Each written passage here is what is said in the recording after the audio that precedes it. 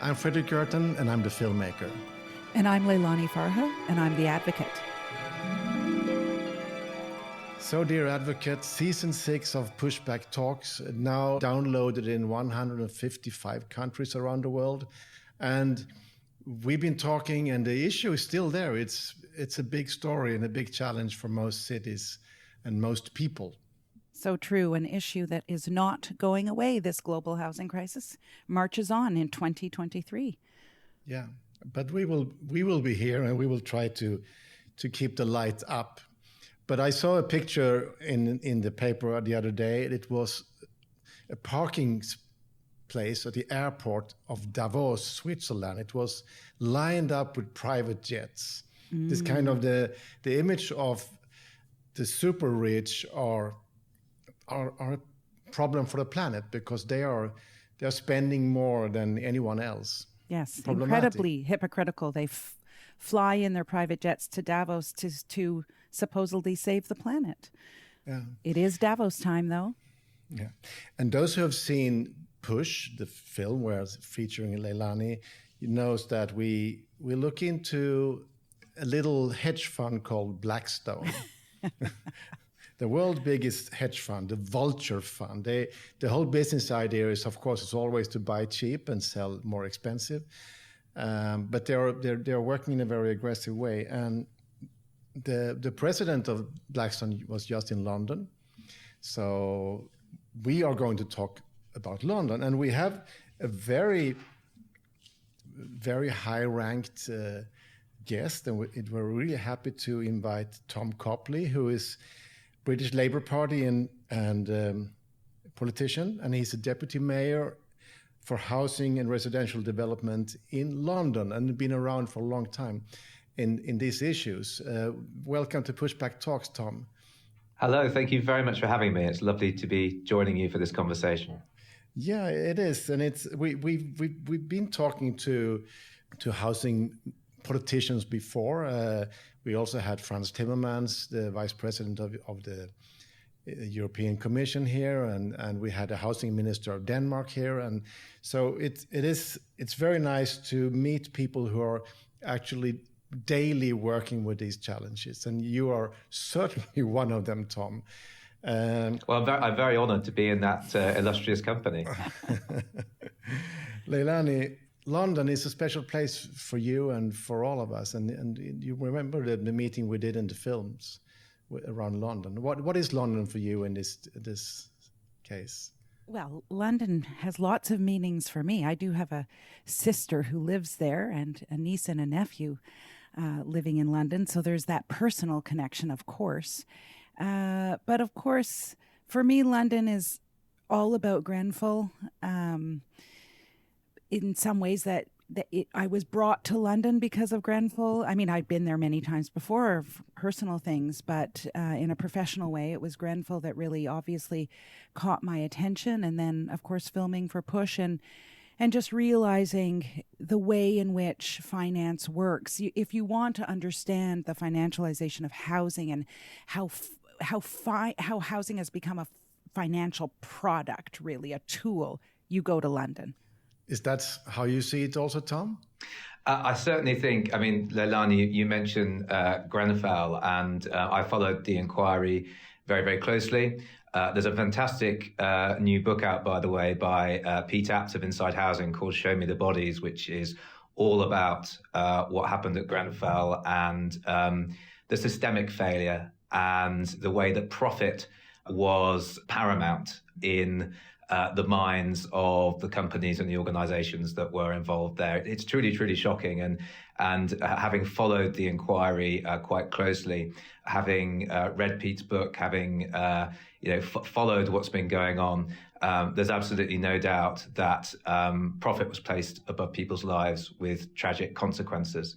Of course, 72 people died. And now we also, it's just been come out in the news recently, firefighters, there are a number of firefighters who are involved in the blaze who now have been diagnosed with terminal cancer. So the horror of Grenfell continues. It continues. Yeah, absolutely, and you can see in the causes of that in the background, the deregulation agenda of the government of the time. They talked about a bonfire of the Quangos, tearing up red tape, but what actually the reality is, red tape saves lives, and by tearing it up, we ended up with a tragedy and a much wider building safety crisis as well that is costing billions and billions of pounds to fix. Yeah. In the film, we meet with Nicholas Burton, one of the survivors, and we also made several podcasts with Nicholas, and I send my love out to Nicholas because he's a very good friend and an amazing fighter for the people of Grenfell, of the community.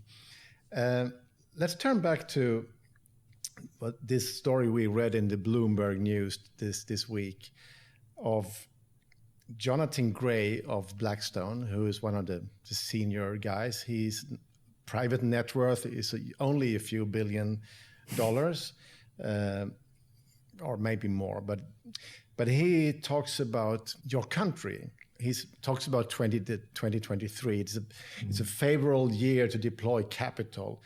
And he thinks the UK now can outperform the US as an investment destination because of the pound's decline and of the, basically because the UK has been performing so poorly, the economy is going down so much, they think, wow, it's shopping time, it's vulture time. And he also says that the Sunak government, the conservative government you have now, has made some really good choices that will ultimately attract capital. And then just the same day, his president of the company, Steve Schwarzman, meets with Sunak at the 10 Downing Street. So he's received like a statesman by your prime minister.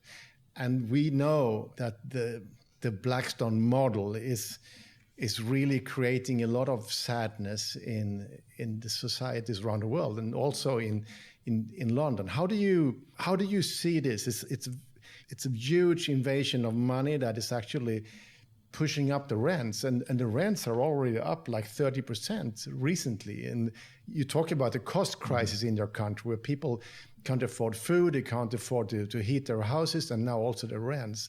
How do you see this? Well, look, the last thing we want is people coming in just to try and make a quick buck at the expense of the people of this country. And, we are in a very bad way in this country at the moment. You will be aware our NHS has been underinvested in for well over a decade. It's on its knees. You're very lucky if you get a train turning up at all. The train system isn't functioning. So many different parts of our country are falling to pieces. And look, I'm not against investment. I think if there's a long-term patient capital that wants to come in and will do so in a way that benefits the people of this country, ordinary people, then fine. But if it's just the vultures circling to rip the remaining meat off the carcass, then that's the last thing that we want. And long-term remaining capital has been a long time since we saw that on the planet. So where do you find that capital? Do you have any ideas, Leilani? Well, what I was going to ask Tom is, what can the city do? You're a different political party at city political level, right? The mayor. And I'm just wondering, what capacities do you have at city level to kind of push back against this? I know, for example, that the mayor and you have committed to trying to build more housing, for example, and ensuring a big percentage of that would be deeply affordable or affordable housing. Presumably you worry that would be scooped up by these financial actors, et cetera. So just what's your interaction with that? So one area that we've had real success in London since Sadiq Khan came into office in 2016 is seriously increasing the proportion of affordable housing that's being delivered on private developments. So back when Sadiq was elected, he took over from the previous mayor, a man called Boris Johnson. You may have heard of him. And at that time, we were getting 22% affordable housing out of private developers. Last year, that had risen to 43%. So through the mayor's planning policies, through the London Plan, through him taking a much more serious approach towards actually getting social benefit out of private developers, we've had that success. He's also deploying his affordable housing funding in quite a different way from the way it's being deployed outside of London. So he's taken a deliberate policy of supporting councils, our local authorities, who prior to the 1980s, in the post-war period, delivered between a third and half of all the homes that were being delivered in this country each year. That was sort of choked off throughout the 80s and into the 90s. But he's now supporting councils to get back into the business of delivering council housing. And last year, we started more new council homes in London than in any year since 1979. And in fact, more than in the rest of the country, the rest of England, I should say, combined. So I think it does show that even with, despite the fact that the Mayor of London has, I think, probably more limited levers of power than a lot of other mayors in Europe and in North America, he is, through his policies, able to deliver some real benefits, deliver on the affordable housing agenda. Yeah, I mean, in our last episode, we talked about the architects, and the city architect of Malmö is an old co-worker with you, Finn Williams. So he's a great guy. Listen to that. Yes. But he also mentioned that your new developments that you're into now also have some good architectural high ambitions. So how do you see that the role of architects in this new era?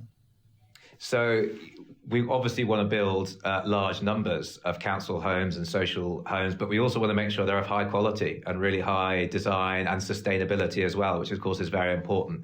So architects are absolutely vital, and there are a couple of architecture practices in London now that predominantly or even exclusively now work with local authorities, with councils on their council housing programme. And if you look at what's being built by councils at the moment, in many cases, in fact, I would say possibly in most cases, in terms of the quality, in terms of the aesthetic, everything, it far outstrips what the private sector is delivering.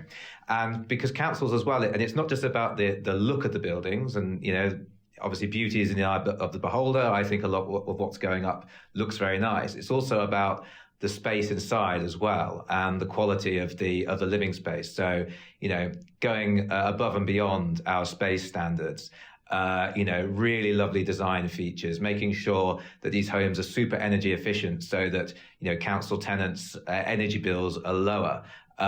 Councils are putting a lot of thought and a lot of effort into building a really high quality new generation of social housing. But then you mentioned Boris Johnson, former mayor. He was, I understand, selling a lot of the public land of London to the private market.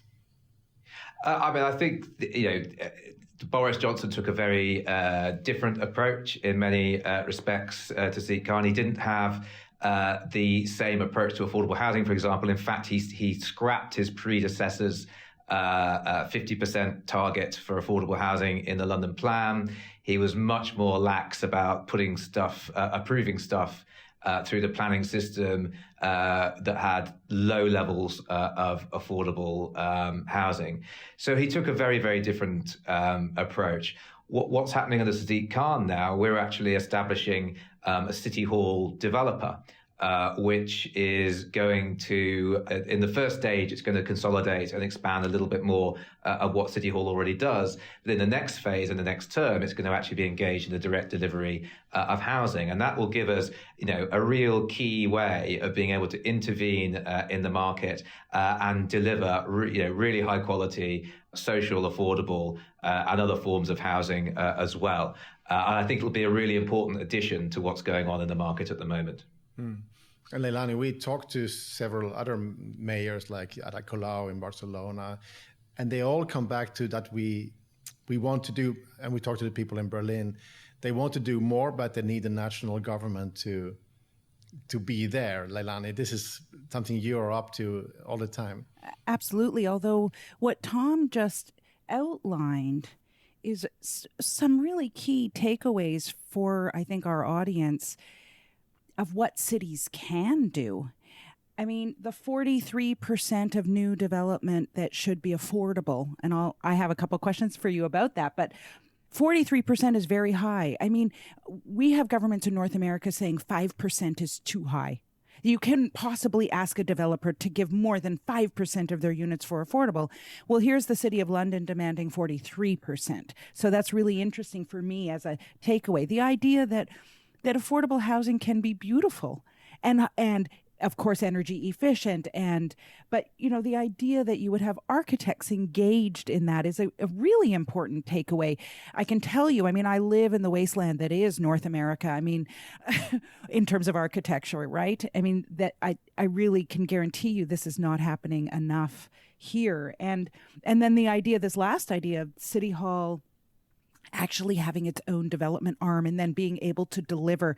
I really think this is so important, bringing housing back to governments. And you talked at the top about, people talk about deregulation being really great, and that's what we need. And there's too much zoning and permitting that gets in the way of housing. And I think your point is so right that in actual fact, we need regulation and very purposeful policy to ensure developers are doing what they should be doing to help ease this housing crisis. Sorry, I went on at length, but those are big takeaways that I really want. You have some questions for Tom. I do, because you mentioned this 43%. We call it inclusionary zoning in some places. And you said it would be affordable. How are you defining affordable, and for how long? Of course, that's the usual question. And for how long will these units remain affordable? So it covers a number of different affordable tenures. I should say that the 43%, that's on schemes approved by the mayor. And there's a certain threshold. There's a certain threshold in terms of height and or number of units that come to the mayor. So smaller schemes that just go through local authority planning committees, we're not necessarily seeing that level. But on the major schemes that come to City Hall, we are. So that would encompass low cost rent, so social rent and social rent equivalent. It will, which will be affordable, which will be in perpetuity.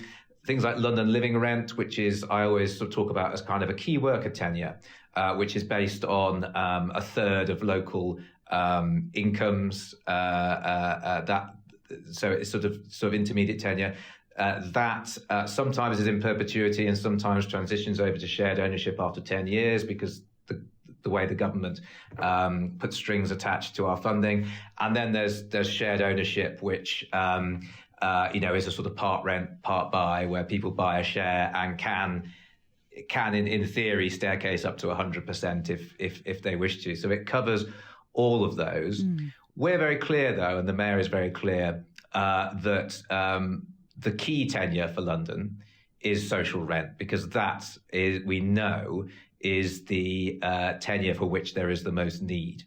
You mentioned, Leilani, needing national government support, and yes, we do to a large extent need that. We need a lot of extra funding from the government if we're to actually deliver the level that we need at the scale that we need. But we have, despite the lack of that government support, still made some good progress since 2016. I mean, we live in an era of social conflict. With the super rich are flying away, and the poor are poorer than ever. I mean, I read this, like in the UK, 271,000 homeless people, half of them children. Of course, many of them are in some kind of shelter, so they're not on the streets, but still, a shelter can be something that changes from week to week, where I understand, Leilani. So how do you navigate such a, it must be on your table every day, in your face.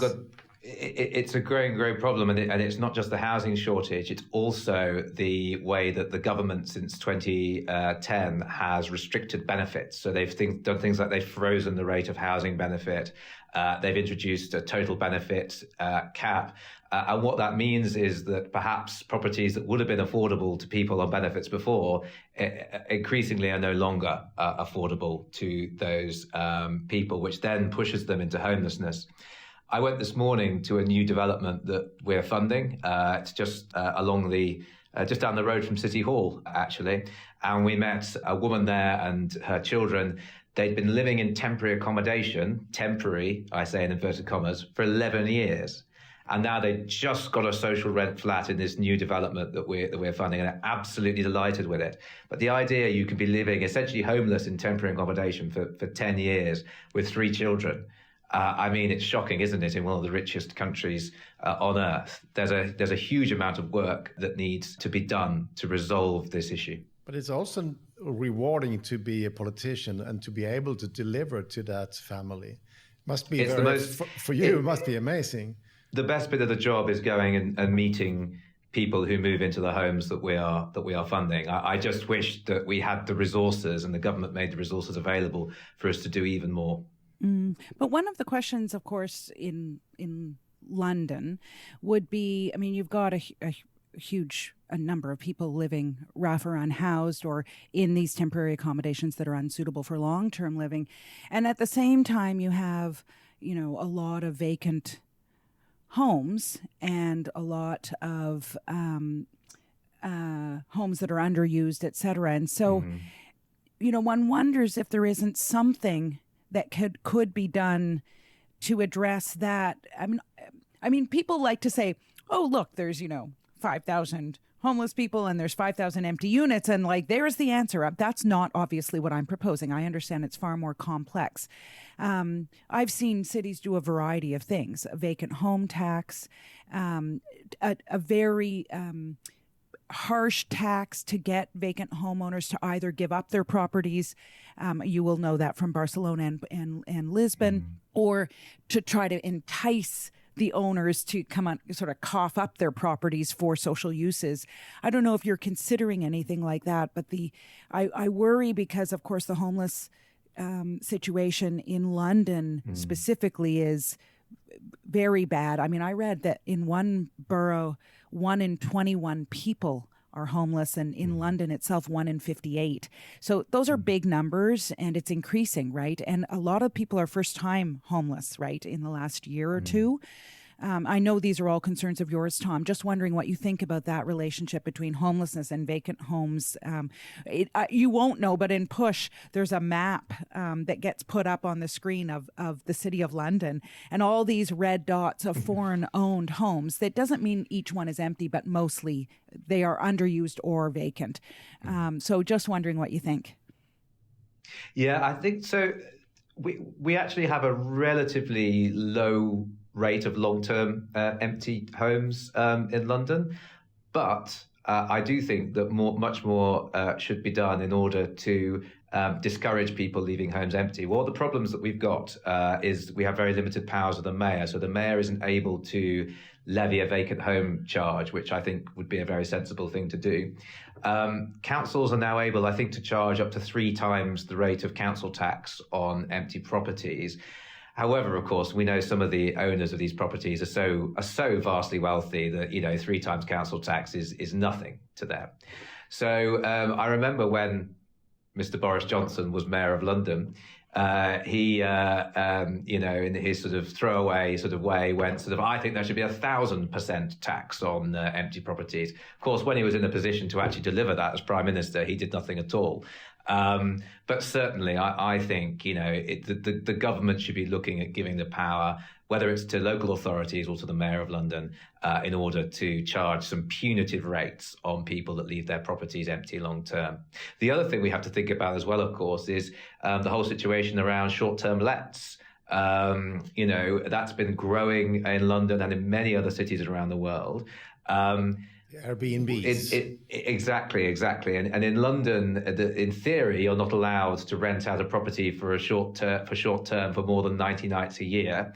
However, there's no way for local authorities to actually enforce that because they haven't got the information or the data to be able to know who's doing it and who isn't. So one thing that we've been calling for is a simple licensing and registration system so that we know where those properties are, and that would help local authorities to actually do the enforcement so that we can bring these properties back as long-term homes rather than holiday lets. Yeah.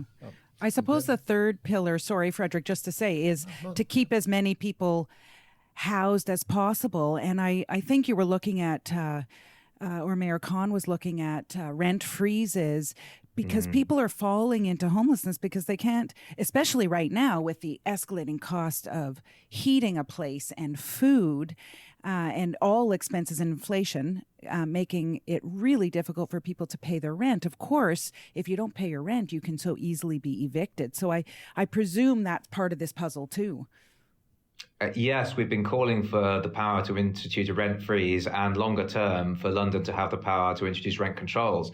Again, one of the sort of things that makes sort of the Mayor of London, the office of Mayor of London, sort of stand out, comparatively and not in a good way, is that we don't have the power over the private rented sector that other mayors around Europe and indeed in the United States have.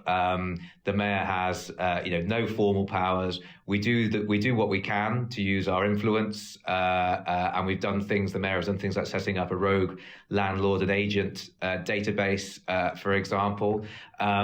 But what we're really pushing for is that ability to implement a rent freeze, to bring in rent control longer term. And, if we'd had a 2-year rent freeze, we could have saved the average renter nearly £3,000 over that 2-year period. Absolutely vital at a time when, as you say, Leilani, everyone else's bills, all the other bills are going up and putting real pressure on budgets, family budgets.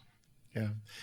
The war in Ukraine has led to a lot of things, also to sanction against a big community of Londoners, namely the Russians, the oligarchs. Mm-hmm. What people we know that been very influential also in the UK politics, in some ways supporting conservative politicians and lobbying legislation and so on. So we know that there is a lot of properties belonging to these rich guys, but there is also oligarchs from a lot of other countries who are also parking money on properties in London without really living there. It's more a way of laundering money or So how would you, I know this is not so easy for you as a local politician, but if you would to think bigger, how would you like to attack this if you were in? Actually, so last year, just after the invasion of Ukraine, Sadiq Khan called for the property of oligarchs to be seized because, as you say, there's quite a bit of it in London. And I've no doubt that, as you say, some of it will be used as a front for money laundering. So yes, Sadiq came out very, very quickly after the invasion and called for that property to be confiscated. The government unfortunately didn't go through with that. One thing, one very simple thing that should have been enacted years ago, but for whatever reason, perhaps because of certain influences over the ruling party, never happened, was a registration of foreign property ownership. This is something that David Cameron, when he was Prime Minister, actually promised to introduce, but it never happened. So we don't have that transparency. I think the very minimum that we should expect is transparency over who owns these properties, because often they're owned through very opaque shell companies, and you have to peel away layers like an onion in order to find out who the actual real owner behind it is. That's the story we tell in Push, and it's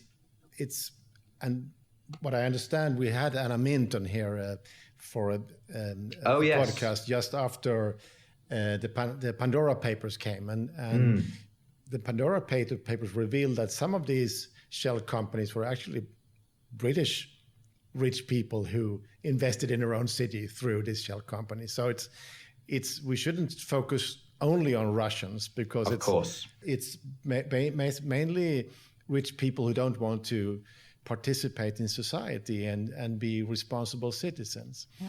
So, and this idea of beneficial ownership is so knowing who's the warm body that actually owns that property is so important. Yes, for these vacant units, et cetera, just to sort of, you should have a sense of like who owns your city, right? But also for tenants who are living in buildings, often, I don't know if this is as true in London, but in many places I go, tenants will try to figure out who their landlord is. And I'll ask them, oh, who's your landlord? And they say, XYZ. And I say, no, that's a property management company. That's not actually your landlord. And they're like, oh. And then they try to dig. And what they get is, corporation number 1, 2, 3, 4, 5. They can't actually, or, eventually it leads to some warm body and it's the secretary of so-and-so and clearly not the real owner. So I think that's a huge area to explore. I know Transparency International has been looking at calls for more beneficial ownership and who owns our cities, who owns well, from my perspective, who owns what is a fundamental human right? So we need to know to hold them accountable. Obviously, that's the reason. And I agree with your point of principle. We should know who owns our city. Yeah. And what can you do about that, Tom? I think the main thing that we can do is try and use our influence with the government, is to highlight really bad examples, where they arise. And at some point, I think we just have to try and shame the government into doing the right thing. My worry is that if they haven't been shamed through, having not taken action before Putin invaded Ukraine, and, there's a lot of pressure then for them to bring forward this legislation, then I don't know when they will. I think it might require a change of government in order to get the action that we need on this in terms of transparency. But the city can't do, and house by house try to find out who they are. Can't you make your own register?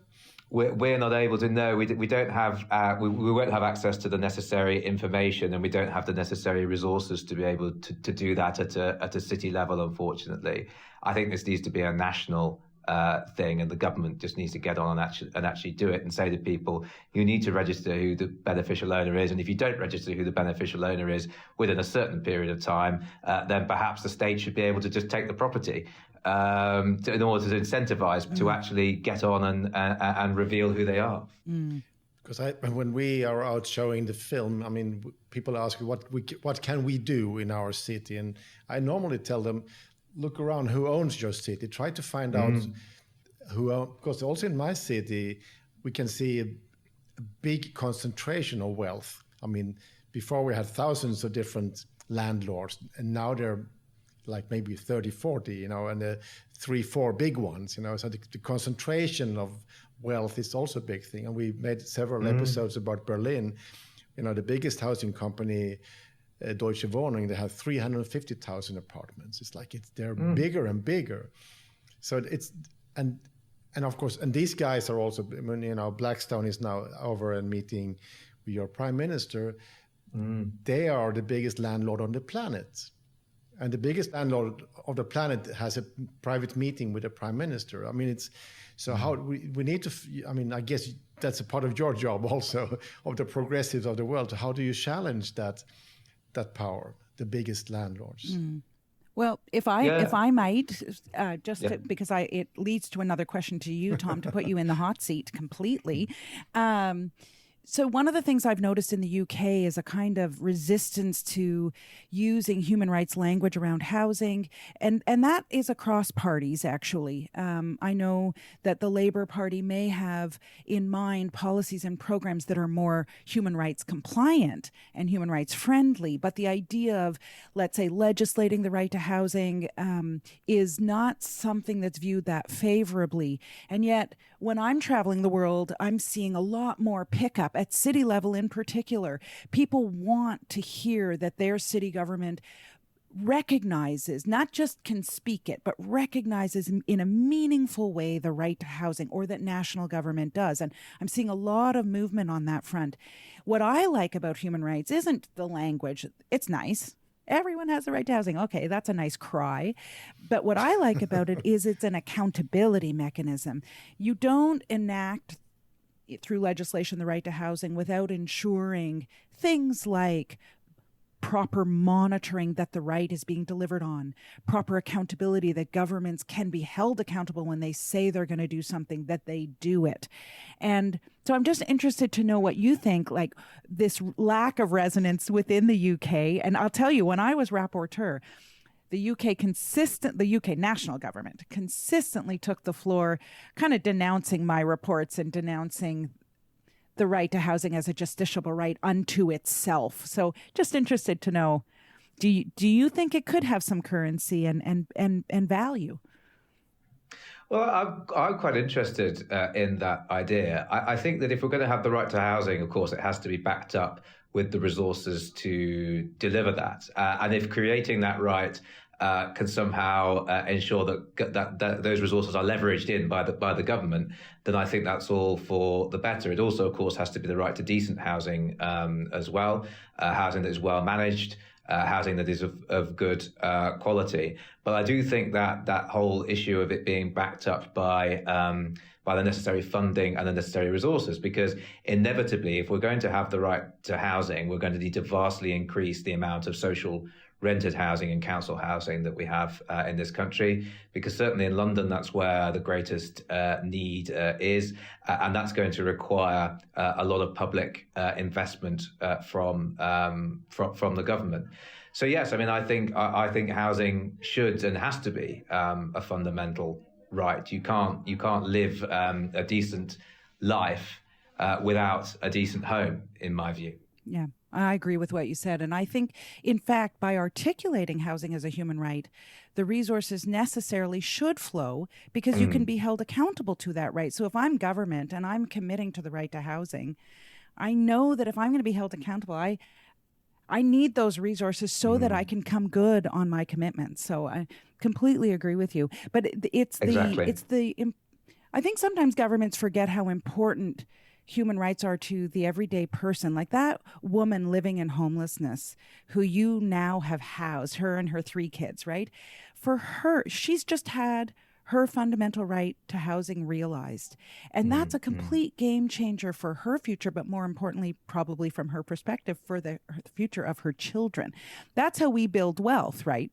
Society after society, we build wealth by having secure housing, affordable housing. So anyway. And you also destroy wealth by kicking new people out into homelessness, because the way back is much longer. Exactly. But it's so true. And actually, if you invest in decent, good quality housing that's affordable for people, the state can save so much money elsewhere. It reduces people's call on the health service, because they're healthier, because they're not living in moldy homes. It improves people's mental health. It improves kids' education, because they're not overcrowded. They've got space to do their homework after school. Loads of other things start to fall into place once you've solved the housing problem. So, and it is an investment in children's future. Once you have that stable home, that decent home, you've got that platform on which you can stand, and that's so important. Just going back to the whole issue of rights, of course. I mean, unfortunately, we've got a government at the moment that is sort of riding roughshod even over the international agreements it's signed. If you look what it's doing on refugees at the moment, I think some of the things in there are clearly in contravention of what the UK has signed up to in the Refugee Convention. So we're not in a great place at the moment with the government in terms of human rights in general. And I would say, Leilani, human right is not only beautiful language. I think it's also about giving people language. Exactly. So, I mean, if you, Tom, as a leading politician, give people the language that you have these rights, people will feel, okay, I think that is also a change. Because, I always come back to this meeting we had in San Francisco after we showed Push at the Castro. And a young woman came up to me and said, Fredrik, I feel less lonely now when I've seen your film. I understand it's not me. It's not my fault that I am in such a stress situation. It is the system that is to blame. And I think when people can see that they are not losers because they are losers, it's actually because the system are making them into these kind of victims. So I think it's to also to give people language. The people will be more a part of a collective, and I think that's how you create change, by making people feel less lonely. I think that's really important. Yeah. And the way that governments end up legislating the right to housing, or political parties end up adopting it, is because people on the ground start making enough noise where they're like, right, we have to now we have to listen. These are our constituents. They're saying this is very important to them. And that's, I mean, change always comes from the ground up. We know that. It's always nice when you have political folks who understand and are open to it. You said you're open to the right to housing, so that's a good start, Tom. I'm going to start pressuring the Labour Party and Mayor Khan to pressure the Labour Party and get some. I mean, there's already grassroots movements, of course, in throughout England, actually, not just in London, really agitating a little bit more around the right to housing. So all our UK listeners, you can always remember what Tom said here in the podcast. Yes. Housing is a human right, so you can hold him accountable. Yeah. Or not. One of the, I was going to say, one of the problems we've got is that a lot of politicians spend time campaigning against housing in their own areas, and this is a key issue. And they tend to be thinking more of the people who have already got a home and who own their own home than people who actually need a home, and that's a really big challenge. And I think the government, because of its backbench MPs, is a little bit beholden to that attitude, and you see that in some of the policy decisions they've taken recently. So that is a real challenge. Yes, and I see that globally, where politicians who are pretty well housed themselves are not open to even recognizing that there is a housing crisis. So. Exactly. Yeah. Tom, what is your big next thing? I think I've already mentioned it, which is the City Hall developer. I mean, this is something that, because of the scale of it, is going to take some time to actually get off the ground. But our team at City Hall is already working at pace to get what we need to get together for it, and to ensure that we've got this that we've got enough together that we can then hopefully fulfill the mayor's commitment to start doing direct delivery of housing in the next mayoral term. So it's really, really exciting. A big part of my job is the stuff we do on funding new affordable housing, and that's going to remain a big part of what we do at City Hall. But this City Hall developer is a new and very exciting addition to the work that we're doing. So I think that's going to be taking up quite a lot of my time over the coming months and years. So this is when you wake up at night and think, oh shit, this is so cool. Gotta make a difference. Yeah. It's really exciting. It's not something that any mayor has done before. And I really hope this is going to be a lasting legacy of this mayor for London. Cool. Leilani, cool. We have to follow up and see what happens. Absolutely. So we have the oligarchs that still have to be handled, and we have a lot of homeless people in the streets. But you are now building more. So it's Leilani. What is your diagnosis of London? Is there any hope? I would say I think Tom is in an unenviable position with a lot of pressure on his shoulders and with somewhat constrained powers within the mayor's office. So not an easy position. I just encourage you to use every lever, every creative idea and policy idea you can come up with, because as we know, housing is a matter of life and death. And we know that obviously homelessness decreases one's life expectancy by half. And so it's urgent. And I know Tom from other circles. We've been on in other gatherings together, and he is a listener and listens to what's happening in other parts of the world, which is, I think, key to this, right? Borrowing ideas. Who's doing cool stuff? Absolutely. Tell me about where you get your inspiration from, Tom.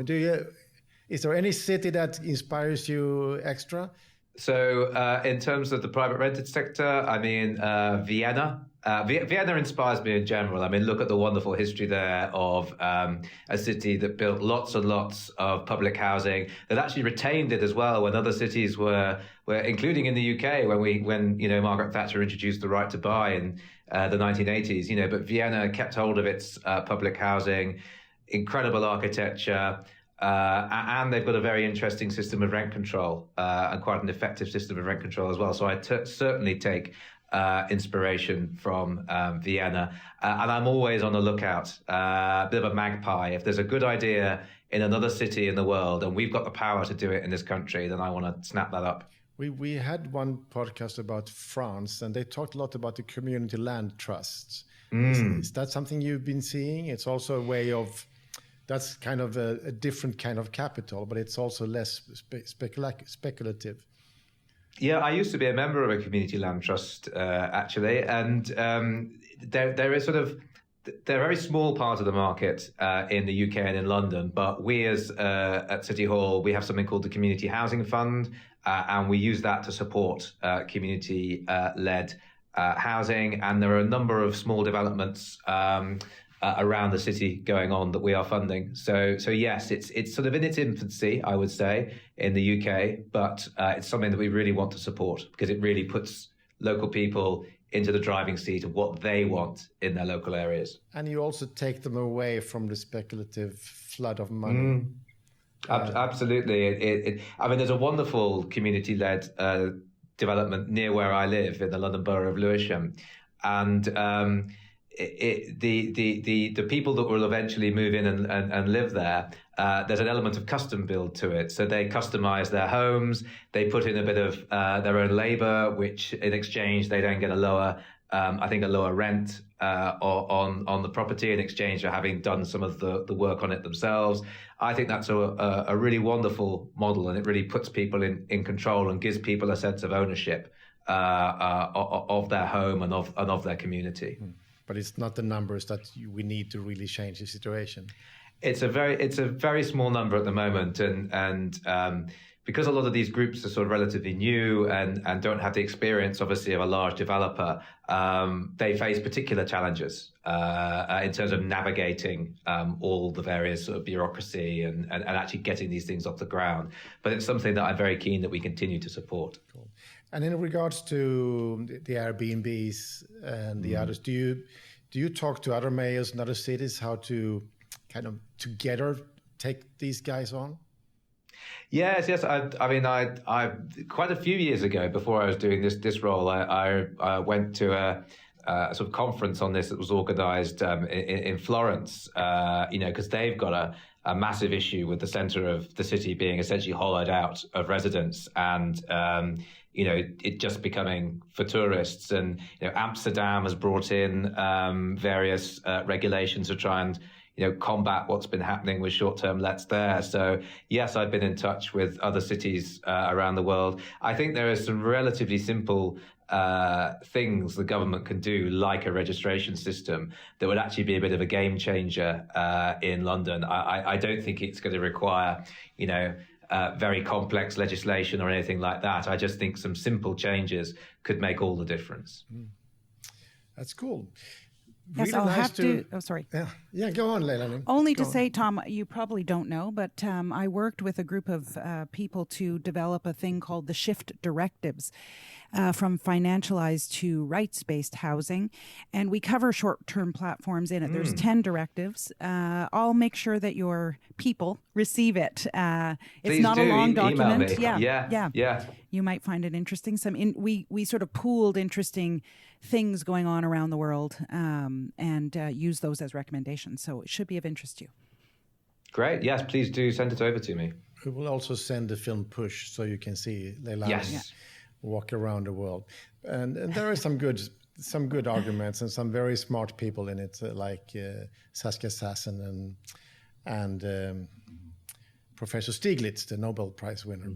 So anyway, Tom, really nice to have you on Pushback Talks, and we wish you all the best for your work in London because it's needed. And I asked if you saw inspiration, you have to send the inspiration back to other cities because people are looking at London. So that's an extra little weight on your shoulders. Give us inspiration. Well, thank you for having me. And in terms of giving you inspiration, if next time either of you are in London, let me know and I'll take you to see some of this wonderful new council housing that's being built and some of the fantastic architecture and design and the great quality that we're seeing now in public housing in London. That's great. I'll take you up on that for sure.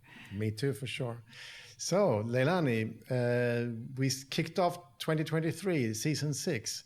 Not bad. There it was. Yeah, and very cool to start with such a high-ranked guest. Now we really have to go higher.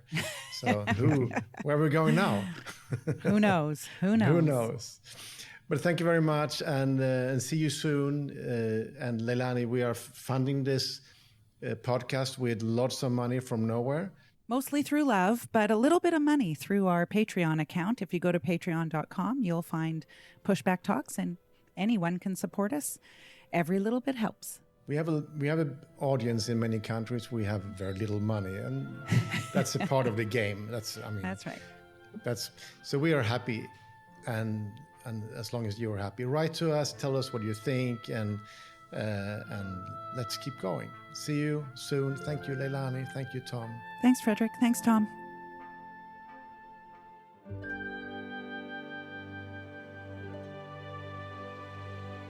Pushback Talks is produced by WG Film. To support the podcast, become a patron by going to patreon.com/pushbacktalks or follow us on social media at make_the shift and push_the film.